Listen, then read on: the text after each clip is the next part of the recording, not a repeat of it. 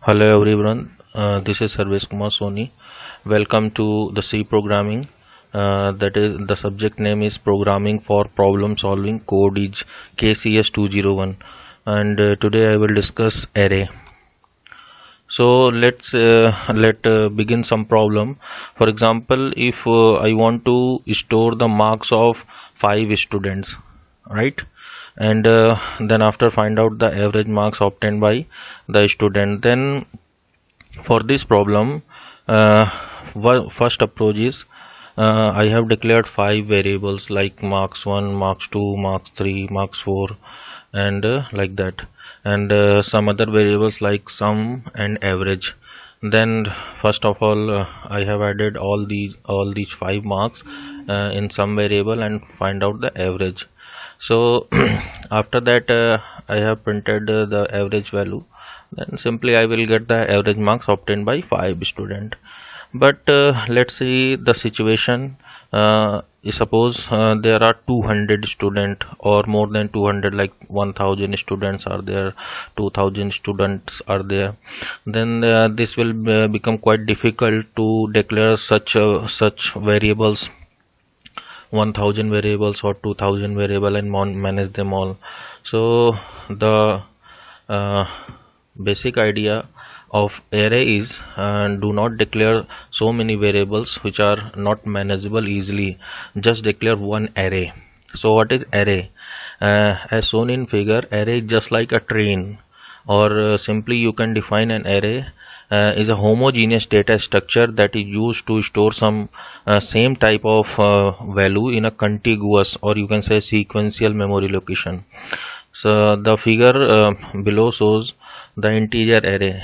So in this figure I have declared an array of integer type in which I can store five integer values as shown in figure: 15, 4, 12, 7 and 20. So how to access the particular element stored in the array? For this purpose we have to use index. So in C language, index will always start from 0. So the first cell index is 0, then 1, 2, 3 and so on.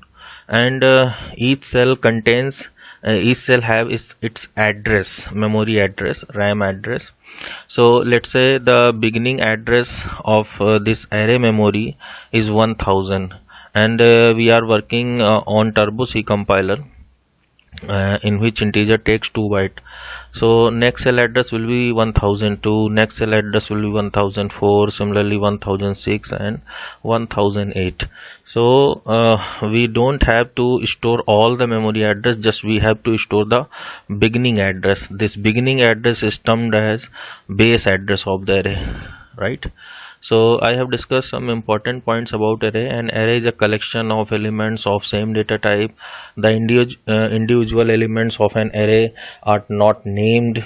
All the elements of the array share a common name, that is the array name.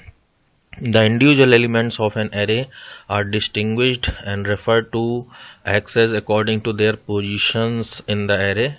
The position of an element in the array is specified with the integer value that is known as index or subscript.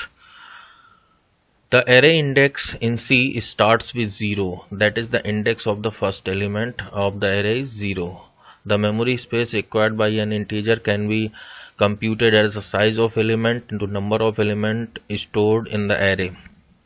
For example, I have declared an array of size 10, and I am working on Turbo C compiler in which integer takes 2 bytes. Hence the total memory size of this array will be of 20 byte.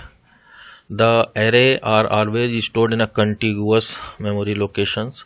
For example, in figure, if the first element of the array is stored at the memory location 1000, then successive element locations will be 1002, 1004, 1006, 1008 as shown in previous figure.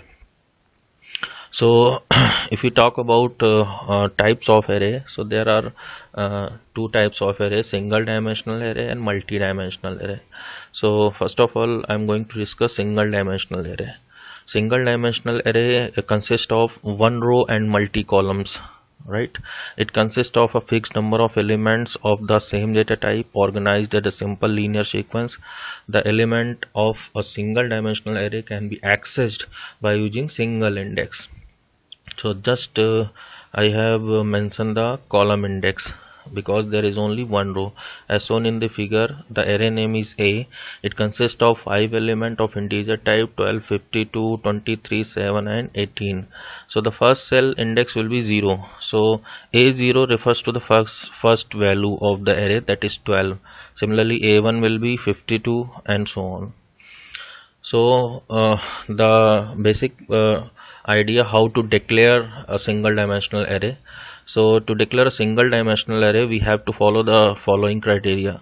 First of all, we have to mention the data type of the array, followed by space, then array name. Array name is basically the identifier associated with the array memory, and inside square bracket we have to mention the size equal to initialization list enclosed in curly braces separated by comma, after that semicolon. So this is the simple way to declare a 1D array.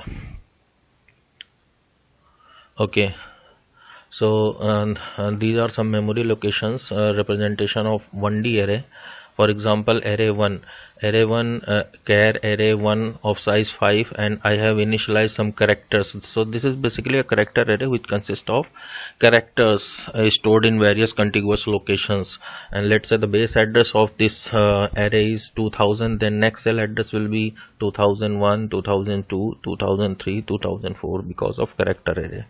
Similarly, array2 is integer array, array3 is a floating type array in which we can store floating values, real values. The following declaration of single dimensional array are valid. Int a array1 8, it is valid. Float array2 5, it is also valid. Array char array3 6, it is also valid. So these are the valid declarations. The size specifier specifies the number of elements in the array. So the following are the syntactic rule about the size specifier. First rule is it should be a compile time constant expression of integer type. The memory space to an array is allocated at compile time, because this is a compile time or memory location. The size of the array will be fixed at compile time. So the size specifier must be a compile time constant, or it can be a macro also. The following declaration of single dimensional array are valid. For example, in array1 3 plus 5, 3 plus 5 is basically a constant expression, it comes out to be 5.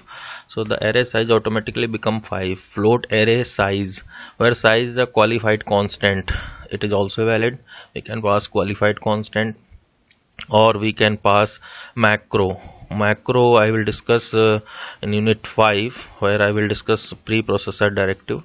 So if this size specifier is a macro defined by highest defined preprocessor directive, then it is also valid. We can pass any macro over here as a size of the array.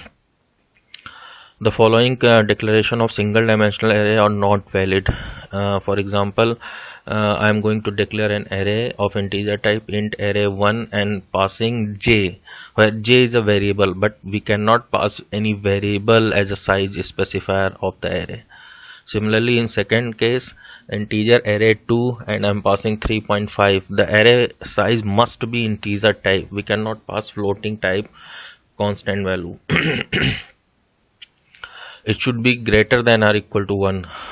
Size must be greater than or equal to 1. We cannot give the size 0 to any array. It is not possible to create an array of size 0 that is having no element. So these are the following statements which are invalid declaration. Int array1 of size -1, it is not valid. Char array2 size 0, it is also not valid. The size specifier is mandatory if array is not explicitly initialized, but if array is initialized by some values, then size specifier is not required. For example, in case 1 as shown in this slide, integer array array 1, and inside bracket I have not given any size, so this is invalid. We have to mention the size when we are not providing any initialization list. But in case 2, integer array 2, I have not mentioned any size, but I have initialized 5 values to the array 1 2 3 4 5, so it is valid. So the number of element initialized to the array becomes the size of the array automatically. So here array 2 become 5 size, 5 element array size. Similarly, uh, name array of character type is initialized with size 6, and I have provided some character initialization ARR AY. So here I have initialized 5 characters 1 2 3 4 5, so but the size is 6, hence the rest of the element will be filled by \0, that is the null character in case of character array. Similarly, in this case, in fourth case, I am declaring an array of integer type ARR of size 3, but I have provided 5 values in this array. So if we are providing access initialization, then then the size of the array, then the access value initialize are automatically dropped out. Okay, when number of initializations are less than the size of the array, for example in this case the array 1 is of size 5, but I have provided only 3 values to this character array, then rest of the cell will be initialized by \0, that is null character. Similarly, in case of array 2, this size is 8, but I have provided only 5 values, then rest 3 cell will be filled by default value, that is 0 in case of integer. Similarly, in case of floating, the default value will be 0.0. Now this program shows that how to access the particular element present in the array. So here array A is of size 3, and I have initialized 3 values 10 20 and 30. Printf the array is %d %d %d. So to access particular element we have to use the index. So for example, I have written A0. A0 refers to the first element of the array, that is 10, so 10 will be printed over here. Similarly 20 here and 30 here. Now I'm going to discuss how to read values from keyboard and store those values in the array. So this is the simple way how to read values from keyboard. So in this case I have declared an array of name num and size is 10, and I variable is just used declared for looping purpose. For example, I have given 10 values from keyboard. So how to access? Simple ways: initialize a counter from I equal to 0, because I have already told that index will always start from 0. So I equal to 0 the first index, and iterate this loop from I equal to 0 to I less than 10 I plus plus, and scan a %d, because I am going to read integer values. Then format specifier will %d, and store this value in and num at ith index. Num is the array name, I shows the index, and operator is also called address operator, will retrieve the address of that particular location. So this is the simple way to read values from keyboard and store in the array. So now I am moving towards the operations on single dimensional array. The only operation that allowed on array is subscripting. Subscripting is an operation that selects an element from an array. To perform subscripting in C language, subscript operator, that is shown by bracket, is used. The rules for subscripting operator have already been discussed. So now assigning an array to another array. Some other operations are, for example, just like normal variables. For example, there are two variables x and y of integer type declared as integer x equal to 10 and variable y. So to copy one variable value into another, simply I have write down y equal to x. It means the value of x will be assigned to the variable y. This is the simple case in case of variable. But what about array? So in this example, I have shown an array ARR1 of size 5, and it is initialized by some value 10, 20, 30, 40 and 50. And there is another array ARR2 of size 5, and I am writing ARR1 equal to ARR2, or in reverse ARR2 equal to ARR1. I want basically copy all the values of ARR1 array 1 to array 2. So this is invalid operation. Why it is invalid? Because the most important point in this case is array name acts as a constant pointer. I'm repeating, array name acts as a constant pointer, and it holds the base address of its memory, and it cannot be changed. It is a pointer, basically it holds the base address of the memory, and it cannot be updated, it cannot be changed. So here in this case I am just trying to update ARR1 by the address stored by ARR2, which is not possible. This is invalid operation. So we cannot copy array into another array by this operation. We have to copy each and individual element separately by using loop. To assign an array to another array, each element must be assigned individually. For example, if I want to copy the elements of array B in array A, then I have to follow this type of operation, because if I am writing A equal to B, so this will be invalid operation. But this is the valid operation.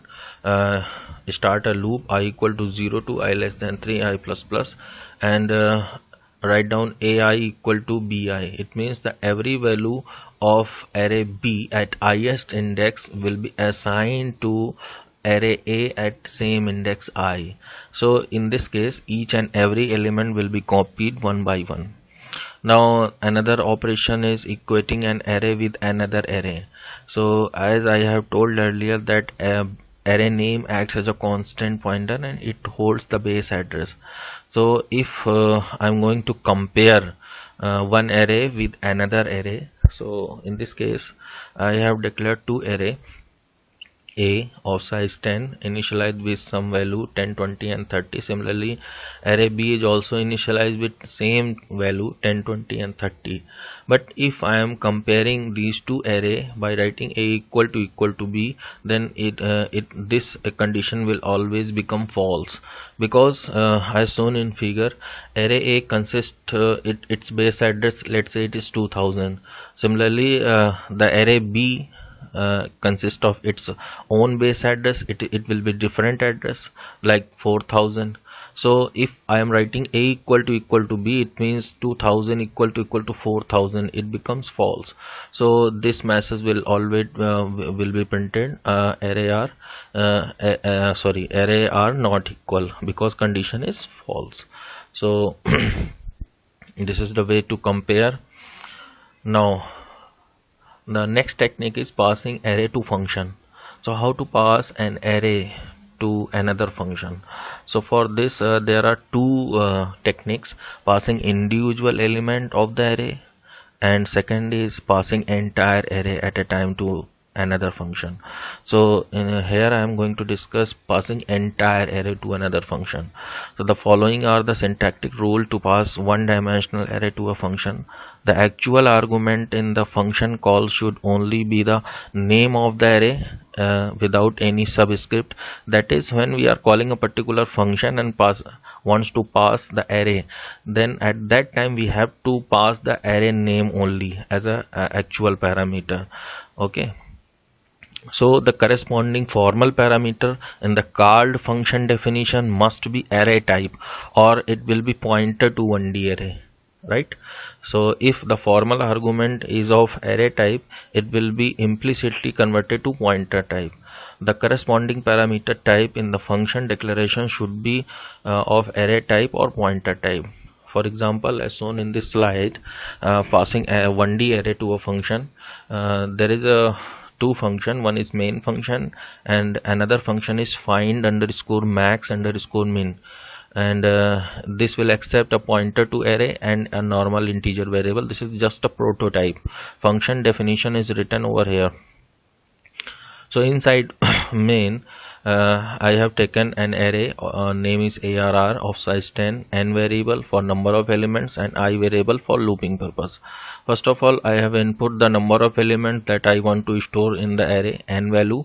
Then after I have input the number of elements in the array and read those values from keyboard by using a simple one loop for I equal to 0 to I less than and I plus plus is scanf %d end of arr at I. After that, and this is the crucial line in which I'm going to call a function find underscore max underscore min and passing arr is the array. So here I am passing just array name and n for number of variables which are stored in the array. So this is the technique how to pass an array, entire array, to the function. So actually this is a call by reference technique, because as I have told earlier that array name consists of base address. So here actually I am passing the array name, basically the base address of the array. Whole array will not be passed, actually the base address of the array will be passed to that function, right? So now come to this called function find underscore max underscore min. We have to take a pointer to array. This is not an array, this is a pointer to 1D array basically of integer type, and another variable, another formal parameter is integer n, right? So the base address passed by main function at the time of calling will be stored in this pointer. This name can be different or it can be same, there is no problem. And in this function I have to find out the minimum and maximum element present in the array. So for this I have declared some additional variable I for looping purpose, max variable, and max variable is initialized with first element of the array, that is arr0. Similarly min element is considered as first element initially, and for other element we have to search each and every element. For this I have to take a loop for I equal to 1 to I less than n I plus plus, and there should be two condition. If arr at I is greater than current max value, then max value will be changed by arr at ith index value. Similarly for min, if arr at ith element is less than the current min, then current min value will be replaced by that element in the array. Similarly loop will go on and I finally I will get the minimum value as well as maximum value present in the array. So the output will look like this. Enter the number of elements. Suppose I have given 5, and after that enter the elements. I have given 2, 4, 5, 7, 1. So after that finally I will get the max value is 7 and min value is 1. So again I am repeating, passing 1D array, passing entire 1D array to a function is a call by reference technique. Just we have to pass the array name when we are calling, and we have to take a pointer to 1D array as a formal parameter in the called function, right? So this is a program. Write a program to find the average marks obtained by the student. So how to deal with this program? So to deal with this program I have declared some variable like I variable for looping purpose, some variable that is initialized by 0, n for number of element, and marks of 200 size. This is the array, and the maximum we can store 200 student marks, and another variable average is of float type. First of all input the number of element, number of student in the class, n value, and after that enter the marks of n students, right? And scanf those marks for I equal to 0 to I less than n I plus plus, and enter the marks of student, one student, second student, third student, so on. Scanf that value is stored in the marks array, and simultaneously sum that marks at ith value with some variable. So addition is also take place simultaneously in this loop. Finally I will get the sum after this loop, sum of all the marks. Then to find out the average just write down average equal to sum by n. Typecasting is required here, so that's why I have written float before this expression. So after that, average marks of the student of the class is printed over here. So this is the simple program to find out the average marks. So the output of this program will be like this: enter the number of student 5, enter the marks of student 1 10, student 2 is 12, marks of student 3 is 9, 11 and 17, and after that I will get the average marks as 11.8. Thank you.